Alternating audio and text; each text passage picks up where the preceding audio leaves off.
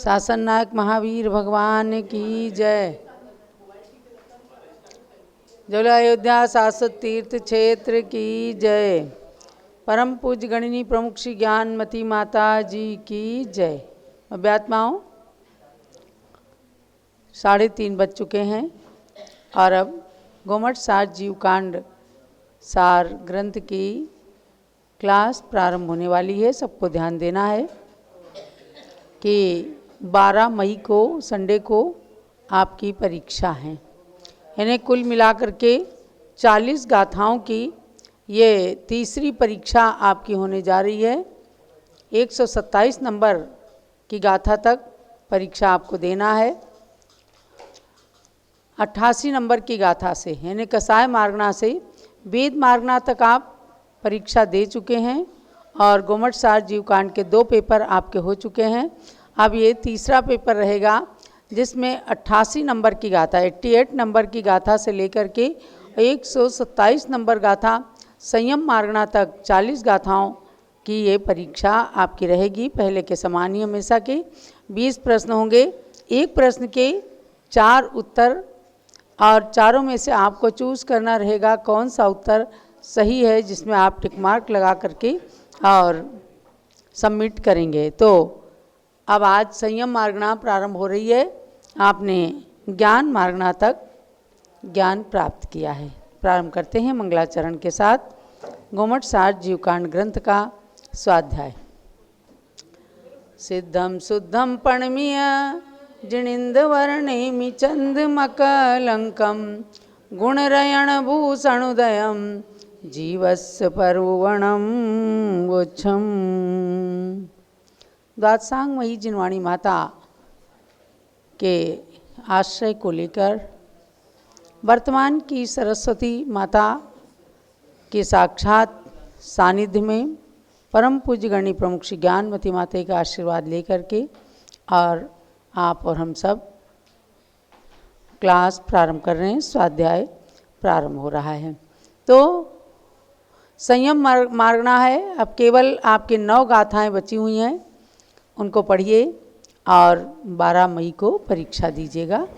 तो संयम मार्गना का शुभारंभ 119 नंबर की गाथा पेज नंबर 115।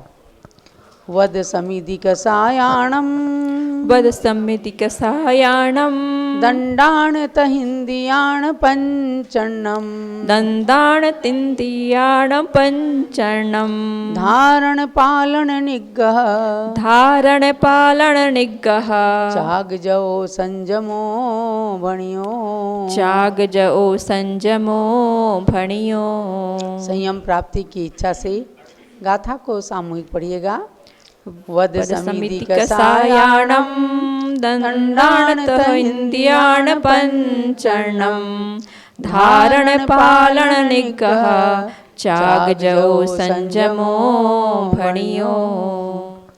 व्रत समिति कषायाणाम दंडानाम तथेन्द्रियाणाम पंचानाम धारण पालन निग्रह त्याग जयः संयमो भणितः। संयम सम्यक प्रकार से यम और नियम का पालन करना, ये संक्षेप में संयम शब्द का स्वरूप है, अर्थ है। और इस गाथा के माध्यम से आचार्य श्री नेमिचंद्र सिद्धांत चक्रवर्ती आपको संयम मार्गना या संयम प्ररूपणा का स्वरूप बता रहे हैं कि संयम क्या है। बद समिधि कसायाणम व्रत, व्रत माने जिनको अभिप्राय पूर्वक गुरु से धारण किया जाता है वे व्रत कहलाते हैं।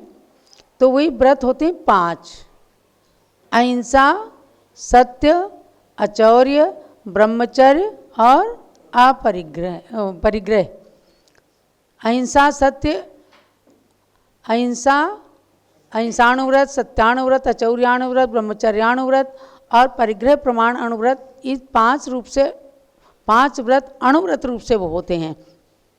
और 5 पापों का पूर्ण रूप से त्याग कर देना, वह 5 महाव्रत बन जाते हैं।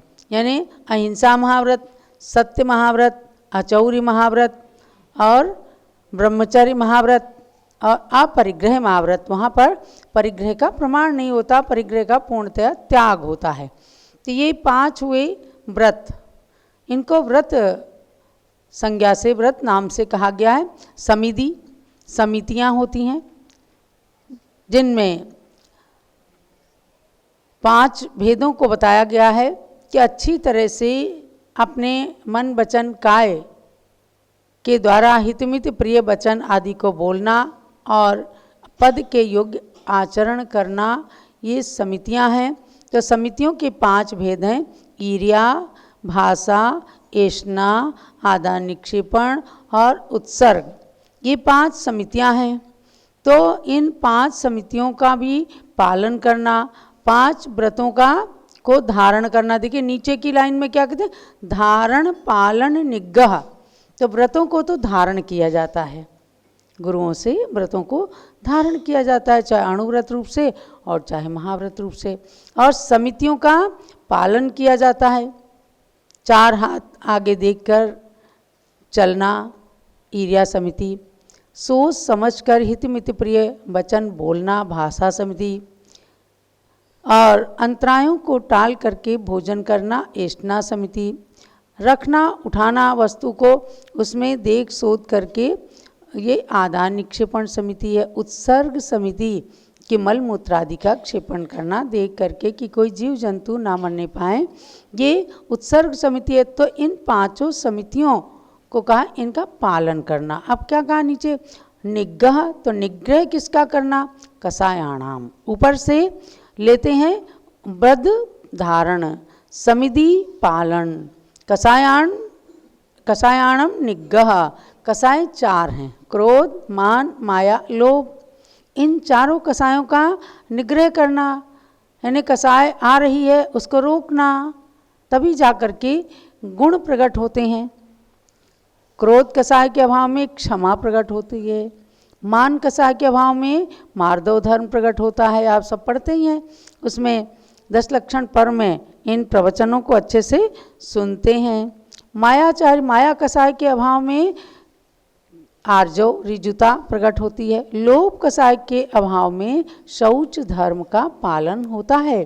तो इनको कहा कि कसायाणम निग्रह, कसायों का निग्रह करें। और चाग जो माने त्याग, त्याग और जय 2 चीज़ें हैं। तो दंडाणम, दंडों का त्याग करना। कौन से दंड, ये डंडा मारने वाले डंडे नहीं, मन वचन काय, ये 3 दंड कहलाते हैं। मन से किसी के लिए गलत सोच बनाई, वचन से किसी के लिए अपशब्द कहा, और काय से किसी को मारना या उसको गाली देना या उसके प्रति अपशब्द बोलना, ये तीनों ये स्वयं में दंड है और दंड को देने वाले भी हैं। इसलिए कहा दंडानाम चाग, चाग माने त्याग। इन तीनों दंडों को त्याग करना, अर्थात इनके अशुभ प्रवृत्ति का त्याग करना। और जौ संजमो भणियो, फिर कहा कि तहिंद्रियाण पंचन्नम, 5 इंद्रियां हैं, स्पर्शन, रसना, घ्राण, चक्षु और श्रोत्र या कर्ण। इन 5 इंद्रियों के विषयों में जा करके ही व्यक्ति अपने स्वरूप को भूल रहा है और इंद्रिय सुख में निमग्न होकर के क्षणिक सुख का अनुभव करके शाश्वत सुख को छोड़ देता है प्राणी। इसलिए कहा कि इन पंचेंद्रियों का पर विजय प्राप्त करो, इसलिए जय शब्द आया, ऊपर से इनको लगाया गया है कि वध धारण, समिति पालन, कसायाणम निग्रह, दंडाणम चाग और तहिंद्रियाण पंचन्नम जओ। फिर कहा संजमो भड़ियों, बस इतना किया तो ये संयम कहा गया। इसको संयम नाम से आचार्यों ने बताया है। तो इस प्रकार से संयम के कितने भेद हो गए, 5।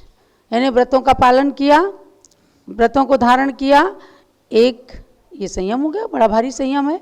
व्रतों का पालन करना, धारण करना, समितियों का पालन करना, 2 प्रकार का संयम, कसायों का त्याग करना, 3 प्रकार का संयम, दंडों का त्याग करना, कसायों का निग्रह करना, दंड का त्याग करना, मन वचन काय को मन बस में करना, त्याग करना, ये 4था संयम, और इंद्रियों पर विजय प्राप्त करना 5वां संयम।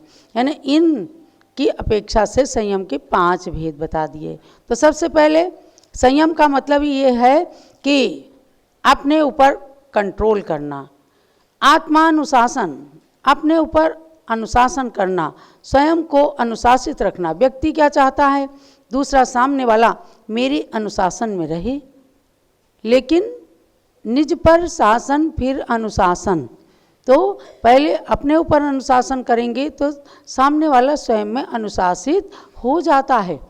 इसलिए संयम मार्गणा के शुभारंभ में ये बता दिया गया कि ऐसे ऐसे व्रतों को धारण पालन आदि करने की अपेक्षा से संयम के 5 भेद हैं। अब देखो दूसरी तरह से भी संयम के भेदों को बताते हैं। सामायिक संयम, मैंने कि अब आपको एक तो इस प्रकार से संयम के 5 भेद लिख लेना है, और दूसरी तरह से भी संयम के 7 भेद हैं। कौन कौन से? सामायिक, छेदोपस्थापना, परिहार विशुद्धि, सूक्ष्म सांप्राय, यथाख्यात संयम, संयमा संयम और असंयम, ऐसे करके संयम के 7 भेद भी हैं। तो उनमें से प्रथम सामायिक संयम का स्वरूप बताते हैं। संगह्य सयल संजम, संगह्य सयल संजम, मेयजम मणुत्तरम दुरवगमम, मेयजम मणुत्तरम दुरवगमम, जीवो समुवहन्तो, जीवो समुवहन्तो, सामाय्य संजमो होदी, सामाय्य संजमो होदी। सामायिक में स्थिरता करने के लिए इस गाथा को सामूहिक रूप में पढ़िए। संगह्य सयल संजम, मेयजम मणुत्तरम दुरवगमम, जीवो समुवहन्तो, सामाय्य संजमो होदी। संग्रह्य सकल संयममेकयम मनुत्तरम दुरवगम्यम, जीवा समुद्वहन सामायिक संयमो भवति। सामायिक संयम यानी जब भगवान दीक्षा धारण करते हैं तो उनके एक सामायिक संयम जीवन के अंदर प्रकट हो जाता है। 28 मूल गुण रूप से भेद रूप संयम, भेद रूप चारित्र उनके नहीं होकर के अभेद रूप एक सामायिक संयम, सामायिक मतलब आत्मा में वीतराग विज्ञानता में लीन हो जाना, वह सामायिक संयम है।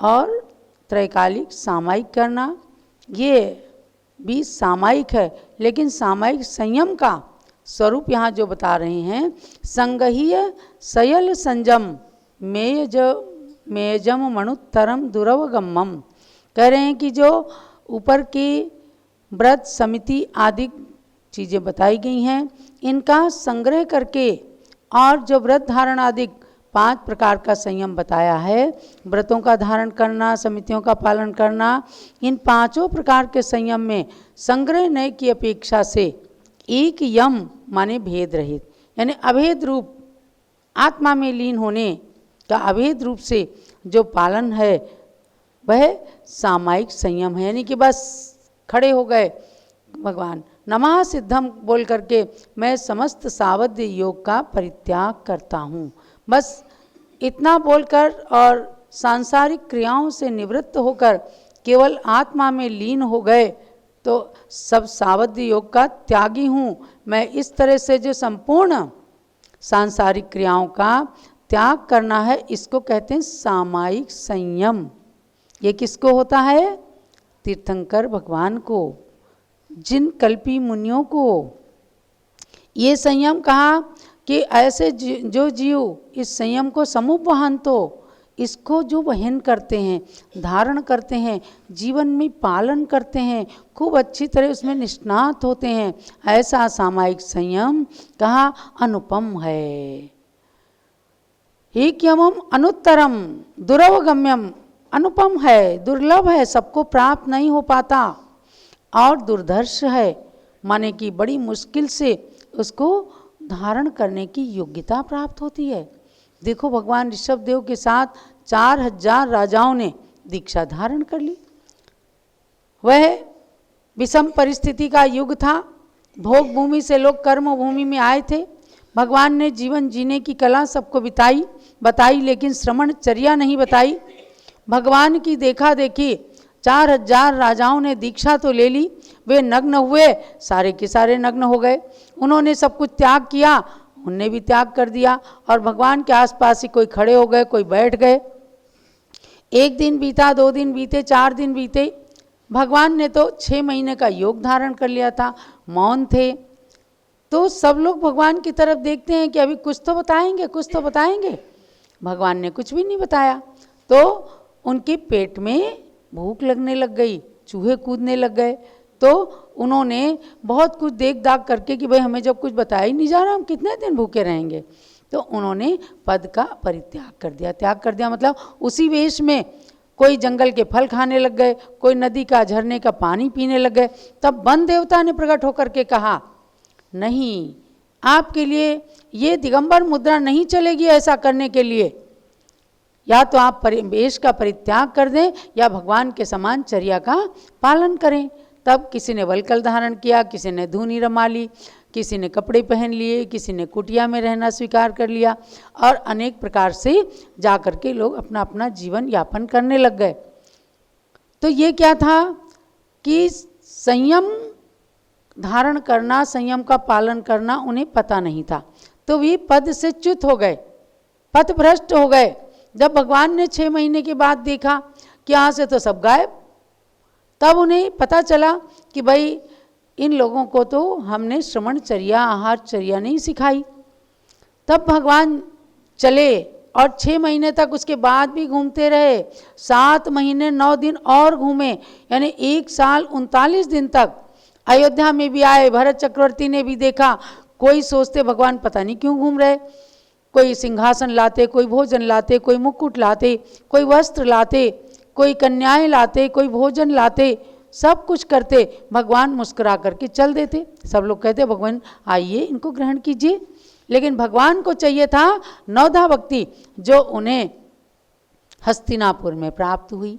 हस्तिनापुर के युवराज श्रेयांश कुमार, जो राजा सोमप्रभ के भाई थे, भगवान को देखते ही उन्हें 8 भव पूर्व का जाति स्मरण हो गया कि भगवान हमारी नगरी में आए हैं। अरे ये एक दिन ये मेरे पति थे राजा वज्रजंग और मैं इनकी रानी श्रीमती था। तब हम दोनों ने मिलकर जंगल में ऐसे मुनराजों को आहार दिया था। बस उन्होंने कहा, हे भगवान नमोस्तु अत्र तिष्ठ, आहार जल शुद्ध है। और उन्होंने पड़गाहन किया, अपने महल में ले गए, इक्षु रस का आहार कराया। आज भी वह इक्षु यानी गन्ना अक्षय हो गया, और वो तृतीया जो थी वैशाख शुक्ला तृतीया अभी आने वाली है, तो वह अक्षय तृतीया के नाम से प्रसिद्धि को प्राप्त हो गई। ऐसे जा करके भगवान ने आहारचर्या सिखाई। तब श्रमणचर्या ऋषभ देव से लेकर महावीर तक, और महावीर के बाद आज 2550 साल बीत गए तो भी दिगंबर संत मुनि आरिका क्षुल्लक क्षुल्लिका रूप चतुर्विध संघ की चर्या का जो आज पालन हो रहा है, ये भगवान ऋषभ देव के कारण हो रहा है। तो ऐसे सामायिक संयम में भगवान जब लीन हुए तो एकदम जैसे उन्होंने दीक्षा धारण की, उनको चौथा मनः पर यह ज्ञान प्रकट हो गया। 3 ज्ञान तो उन्हें जन्म से ही थे, गर्भ से ही, और चौथा ज्ञान दीक्षा लेते ही प्रकट हो गया। तो महानुभाव ऐसे सामायिक संयम में लीन होकर के महापुरुष अपने शुद्धात्मा का ध्यान करते हैं और कर्मों को जला करके केवल ज्ञान और मोक्ष की प्राप्ति कर लेते हैं। तो एक प्रकार से आपको संयम के 5 भेद बताए, दूसरी प्रकार से आपको संयम के 7 भेद बताए हमने। 7 भेदों में से प्रथम सामायिक संयम का स्वरूप आपने समझा है, जो वर्तमान के लिए दुर्लभ है, लेकिन 28 मूल गुण रूप चारित्र आज भी श्रमणजन पालन कर रहे हैं। आचार्यगण 36 मूल गुणों का पालन कर रहे हैं। गणिनी माताएं उपचार से 36 मूल गुणों का पालन कर रही हैं। तो इस प्रकार से आपको एक एक संयम का स्वरूप बताया जा रहा है कि ये भी जान लेंगे कि पंचम काल में कौन कौन से संयम का पालन करने वाले संतगण विद्यमान हैं। तो भव्यात्माओं, आज के स्वाध्याय का सार समझना कि संयम की बात को समझ करके हम लोग अपनी शक्ति के अनुसार संयम का परिपालन करें। आप गृहस्थ में हैं तो देश संयम का पालन कर सकते हैं, अणुव्रती बन सकते हैं, और आगे शक्ति हो तो महाव्रती बन करके मुनि या आरिका के व्रतों का पालन कर सकते हैं। संयम शक्ति के अनुसार करिए। यही इस संयम मार्गना को पढ़ने का और मन में उतारने का सार है। जावाणी के ज्ञान ते सूजे लोकालोक, सोवाणी मस्तक चढ़ो सदा देतऊं दो। हे जिनवाणी भारती तोय जपूं दिन रैन, जो तेरी शरणा गहे सो पावे सुख चैन। ज्ञानमती को नित नमो, ज्ञान कली खिल जाए, ज्ञान ज्योति की चमक में जीवन मम मिल जाए। चलो द्वाद सांगमयी जिनवाणी माता की जय। पूज्य गणिनी प्रमुख श्री ज्ञानमती माता जी की जय। अब आचार्य त्रय के लिए अर्घ चढ़ाएं। प्रातःकाल तीनों आचार्यों की प्रतिदिन पूजन का कार्यक्रम चलता है। यहाँ पर भी अर्घ चढ़ाइए। पुनः साक्षात विराजमान पूज्य माता जी की पूजन कीजिएगा। प्रथमाचार्य शांति सागर के पद में अर्घ समर्पण है। वीर सिंधु अरुणेम सिंधु आचार्य के पद का अर्चन है। परम तपस्वी तीनों गुरु शिव पद साधक कहलाते हैं। इन पद में चंदनामती हम अर्घ कथाल चढ़ाते हैं। ओम ओम ह्रीं श्री शांति सागर वीर सागर नेमि सागराचार्य त्रय मुनिन्द्रेभ्यो अनर्घपद प्राप्ति निरोपामिति स्वाहा। जय बोलिए भारत गौरव दिव्य शक्ति गणनी प्रमुख श्री ज्ञानमती माता जी की जय। आइए पूज्य माता जी की पूजन को संपन्न करते हैं। पूजन करो जी श्री गणनी ज्ञानमती माता जी की पूजन करो जी। जिनकी पूजन करने से अज्ञान तिमिर नश जाता है। जिनकी देव देशना से शुभ ज्ञान हृदय बस जाता है। उनके श्री चरणों में आह्वान स्थापन करते हैं। सन्निधि करण विधि पूर्वक पुष्पांजलि अर्पित करते हैं। पुष्पांजलि अर्पित करते हैं। पूजन करो जी श्री गणनी ज्ञानमती माता जी की पूजन करो जी। ओम ह्रीं गणनी प्रमुख श्री ज्ञानमती माता अत्र उत्तरतो सवसटाहुननम अत्र तिष्ठ तिष्ठ ठः ठः स्थापनम अत्र मम सन्नितो भव भव षट् सन्निधिकरणम स्थापनम। ज्ञानमती जी नाम तुम्हारा ज्ञान सरित अवगाहन है। तेरी पावन प्रतिभा लख कर मेरा मन भी पावन है। मुझे अज्ञानी ने माँ जब से तेरी छाया पाई है। तब से दुनिया की कोई छवि मुझको लुभा न पाई है। ज्ञानामृत जल पीने हेतु तव पद में मेरा मन है। तेरी पावन प्रतिभा लख कर मेरा मन भी पावन है। ओम ह्रीं गणनी प्रभु श्री ज्ञानमती मात्रे जलम निरुपामिति स्वाहा।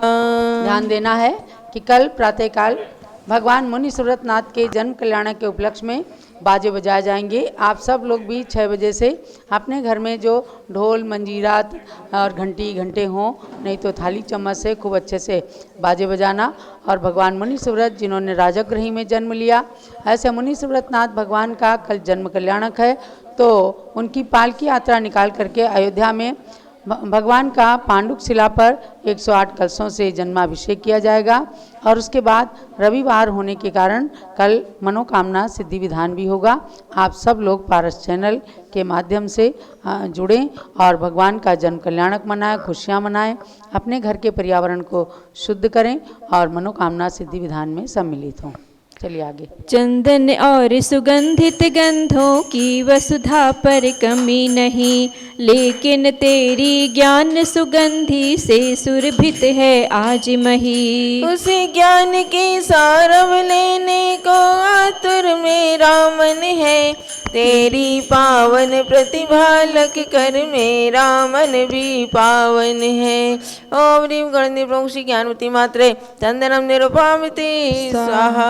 जग के नश्वर वैभव से मैंने शाश्वत सुख था चाहा, पर तेरे उपदेशों से वैराग्य हृदय मेरे भाया। अक्षय सुख के लिए मुझे तेरा प्रवचन ही साधन है, तेरी पावन प्रतिभा लख कर मेरा मन भी पावन है। ओम ह्रीं गणनि प्रभु श्री ज्ञानवती मात्रे अक्षतम निरुपामिति स्वाहा। कामदेव ने निज बाणों से जब युग को था ग्रसित किया, तुमने अपनी कोमल काया लघुवय में ही तपा दिया। इसीलिए तब पद में आकर शांत हुआ मेरा मन है, तेरी पावन प्रतिभा लख कर मेरा मन भी पावन है। ओम ह्रीं गणनि प्रभु श्री ज्ञानवती मात्रे पुष्पम निरुपामिति स्वाहा। मानव सुंदर पकवानों से अपनी क्षुधा मिटाते हैं, लेकिन उनके द्वारा भी नहीं भूख मिटावे पाते हैं। आत्मा की संतृप्ति है तू तव वाणी मेरा भोजन है, तेरी पावन प्रतिभा लख कर मेरा मन भी पावन है। ओम ह्रीं गणनि प्रभु श्री ज्ञानवती मात्रे नैवेद्यम निरुपामिति स्वाहा। विद्युत के दीपों से जग ने ग्रह अंधेर मिटाया है, ज्ञान का दीपक लेकर तुमने अंतरंग चमकाया है। व्रत का दीपक लेकर माता हम करते तव प्रणमन है,